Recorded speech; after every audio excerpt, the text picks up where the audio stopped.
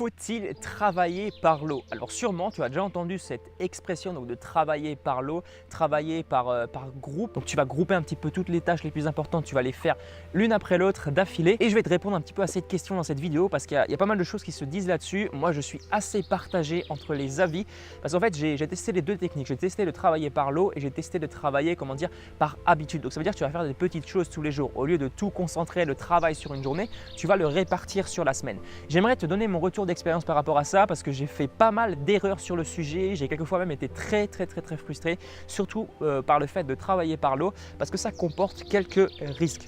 Alors première chose, on va voir les avantages de travailler par lot. Donc premièrement, je pense que tu l'as deviné, c'est beaucoup plus rapide. Tu es vraiment concentré sur ton objectif de la journée. Donc en gros, si par exemple tu as décidé de tourner toute ta formation dans la journée, eh bien tu es concentré pendant toute la journée sur ta formation. Si par exemple tu as décidé de tourner toutes tes vidéos dans la journée, tu es concentré au maximum sur le tournage de toutes tes vidéos. Donc ça, c'est vraiment très bien parce que tu vas pouvoir te mettre dans le bain toute la journée. Toute la journée, tu seras en mode je tourne des vidéos. Donc tu n'auras pas besoin par exemple d'aller à chaque fois te mettre comment dire, dans le bain comme je te l'ai dit juste avant pour retourner une vidéo. Parce que le problème, c'est que quand tu ne travailles pas par lot, tu es obligé à chaque fois de ressortir ton matériel, tu es obligé à chaque fois de revenir à zéro en quelque sorte parce que tu n'as pas préparé ton matériel, alors que là tu peux par exemple prendre un petit peu plus de temps lorsque tu prépares ton matériel. Tu peux te poser tranquillement, tu peux faire un bon éclairage, une belle scène par exemple derrière. Tu peux prendre ton temps parce qu'en fait tu vas vraiment rentabiliser cette petite perte de temps de une demi-heure, trois quarts d'heure à la préparation parce que tu vas tourner d'affilée. Alors que si tu fais ça tous les jours avant chacune de tes vidéos, par exemple tu tournes une vidéo par jour, eh bien ça va être un petit peu compliqué, tu vas perdre à chaque fois une demi-heure, alors que là c'est pour toutes les vidéos de ta semaine. Et l'autre avantage, c'est que tu vas pouvoir vraiment faire des sessions de deep work. Alors qu'est-ce que le deep work? C'est le travail profond. Alors en cas de tournage, c'est pas forcément pareil, c'est pas forcément l'idéal, mais le deep work, c'est vraiment du travail profond, intense, dans lequel tu seras vraiment concentré.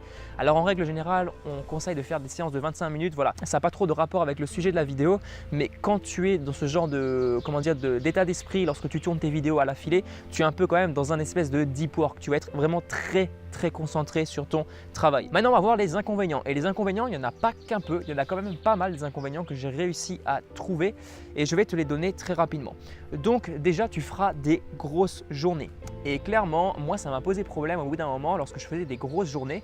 Donc moi, qu'est-ce que je fais? En règle générale, le lundi, je tourne toute ma formation. Donc je fais toute ma formation du début à la fin. Donc j'ai déjà trouvé l'idée auparavant et ensuite, je prépare ma formation. Donc ça veut dire que je fais un plan, je prépare ma page de vente, je prépare ma vidéo de vente et juste après, eh bien, je viens tourner ma formation. Donc d'abord la vidéo de vente, ensuite la formation et le mardi, je tourne mes 6 vidéos qui restent de la semaine parce que le lundi, forcément, j'ai tourné ma vidéo de vente, donc la vidéo de vente qui sort le lundi et après le mardi, voilà, toutes mes vidéos. Et là, ça a été un gros problème au bout d'un moment. Au début, c'était simple parce que c'était un nouveau truc et au bout d'un moment, en fait, je me rendais compte que de plus en plus, j'avais du mal le dimanche soir, tout simplement, enfin pas le dimanche soir, plutôt le lundi matin à me lever parce que j'étais dans l'état d'esprit que j'allais avoir 2 grosses journées. Même si derrière ces 2 grosses journées, je pouvais peut-être me rendre compte que c'était fini en fait le plus gros travail de la semaine. Parce qu'en fait le mercredi après, enfin du mercredi au samedi, eh bien je fais du travail un petit peu plus tranquille, je vais un petit peu travailler mes stratégies, etc. Mais le truc c'est que tu te focalises souvent sur le travail immédiat que tu vas faire. Et moi ça m'a vraiment posé un souci parce qu'il y a un moment où tout simplement j'ai dit stop. Un mardi, c'était mardi dernier d'ailleurs, un mardi j'ai dit stop, ok, c'est pas possible, j'arrive pas à tourner 6 vidéos d'affilée, c'est beaucoup trop. Et le gros désavantage par rapport à ça, c'est quand tu vas tourner des vidéos d'affilée, je pense que tu ne peux pas en tourner plus que 3 ou 4 d'affilée. Alors, il y a des gens qui vont être d'accord avec moi, voilà, toujours dans les vidéos, il y a des gens qui vont être d'accord, il y a des gens qui ne vont pas être d'accord. Mais moi, je pense clairement qu'au bout de 4 ou 5 vidéos, tu es de plus en plus fatigué. Tu n'arrives plus à parler, tu as la voix qui se casse et franchement, ça ne fait pas du tout beau dans les dernières vidéos. Alors, ce que tu peux faire pour parer à ça, si vraiment tu décides de faire des grosses sessions de tournage, tu peux l'échelonner dans la journée. Par exemple, le matin, tu vas faire 3 vidéos, l'après-midi, tu vas faire 3 vidéos. Ce sera beaucoup plus simple. Mais même en faisant comme ça, au bout d'un moment, après avoir tourné 3 ou 4 de contenu dans la journée, ça commence à faire vraiment beaucoup parce que tu es obligé d'être hyper concentré, tu es obligé à chaque fois de trouver des idées et c'est quand même quelque chose de pas très simple. Surtout que lorsque je prépare une vidéo, eh bien je prépare toutes mes vidéos l'une après l'autre. Donc je prépare la première vidéo, le deuxième, troisième, quatrième et en fait toutes les idées de vidéos viennent s'entremêler dans mon cerveau. Donc c'est assez compliqué de s'y retrouver une fois que tu fais ton tournage. Et le truc c'est que si à la dernière vidéo tu en as marre de tourner, les gens vont s'en rendre compte, c'est absolument certain. Moi-même je pense que tu l'as deviné sur certaines de mes vidéos, ça se voit clairement. Alors je sais pas si tu l'as remarqué, mais ça se voit que je commence à en avoir marre et c'est normal. Au bout d'un moment, quand tu as fait beaucoup de vidéos, au bout d'un moment tu en as marre. C'est pas le fait de faire des vidéos qui te rend un petit peu énervé, mais c'est le fait d'en avoir fait beaucoup. Tu as une sorte d'overdose. Il y a un autre problème à ça, c'est que quelquefois ça ne se passe pas toujours comme prévu. Et ça c'est un gros souci pour les perfectionnistes. Alors moi je suis perfectionniste et ça m'est déjà arrivé donc le matin de partir tourner mes vidéos et ça n'a pas fonctionné. Le soir je suis allé tourner mes vidéos, ça n'a toujours pas fonctionné et j'étais de plus en plus stressé par le temps parce que je me disais je n'aurai pas le temps, je n'aurai pas le temps et qu'est-ce qui s'est passé obligatoirement? Eh bien j'ai bâclé mes vidéos. Donc du coup je les ai toutes supprimées parce que je trouvais que c'était vraiment dégueulasse. L'autre problème c'est que lorsque tu es étudiant ou salarié, réserver des journées complètes, ça va quand même être difficile. Ça pourra te paraître énorme. Moi je privilégie beaucoup plus pour ce genre de situation, par exemple si tu es salarié ou tu es étudiant, le fait de mettre en place des habitudes.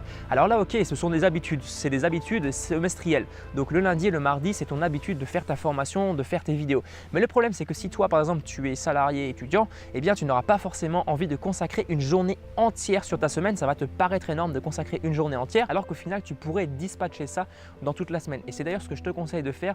Donc moi je pense que la meilleure option si tu veux faire une vidéo par jour, si tu es salarié ou étudiant, alors moi je peux encore me permettre d'en faire plusieurs, mais si tu es salarié ou étudiant, je pense clairement qu'il faut que tu prennes cette habitude d'en faire une tous les jours et que tu simplifies au maximum ton processus. Je t'avais fait une vidéo qui te parlait un petit peu de mon matériel de minimaliste en vidéo et je te conseille vraiment de t'orienter vers ce type de matériel parce que ça te fera gagner énormément de temps. Donc maintenant je vais te donner quelques techniques quand même, je t'en avais déjà un petit peu parlé juste avant dans la vidéo. Si par exemple tu veux faire de grosses journées de tournage, donc je me répète un petit peu, mais premièrement il va falloir déjà que tu sois vraiment en forme au début de ta journée. Donc il faut que tu aies une nuit qui s'est très bien passée, une nuit pendant laquelle tu as bien dormi, sinon ça va être très difficile. Ensuite mon deuxième conseil, comme je te l'ai dit juste avant, ce serait d'étaler ça sur la journée. Donc par exemple 3 le matin, 3 le soir. Ensuite troisième conseil, ce serait vraiment de faire des exercices entre chaque vidéo, des exercices physiques. Tu vas te mettre en condition, tu vas vraiment te bouger, tu vas faire des pompes, tu vas faire des tractions, tu vas sauter en l'air, tu vas courir, voilà. Mais entre chaque vidéo, pour qu'en fait au début de chaque vidéo, eh bien tu sois de nouveau à fond, tu sois de nouveau comment dire, en énergie. Parce qu'au bout d'un moment, tu vas voir que ton énergie va baisser, ta voix va un petit peu chuter et ça va vraiment se voir. Voilà pour cette vidéo, voilà pour ce que je voulais te partager aujourd'hui. Moi, je te conseille vraiment de ne pas te lancer aujourd'hui dans une technique ou une autre. Alors bien sûr, il faudra te lancer dans une technique bien sûr, mais plutôt d'essayer par toi-même. Donc tu testes les deux techniques et tu regardes celle qui t'apporte le plus de résultats en termes de productivité et tu pourras ensuite la choisir définitivement. Voilà, si tu as des questions, des suggestions, n'hésite pas à me mettre tout ça dans les commentaires. N'hésite pas également à t'abonner à la chaîne si ce n'est pas encore fait. Lâche-moi un pouce bleu si la vidéo t'a plu. Je te dis à très bientôt pour une prochaine vidéo. Allez, ciao!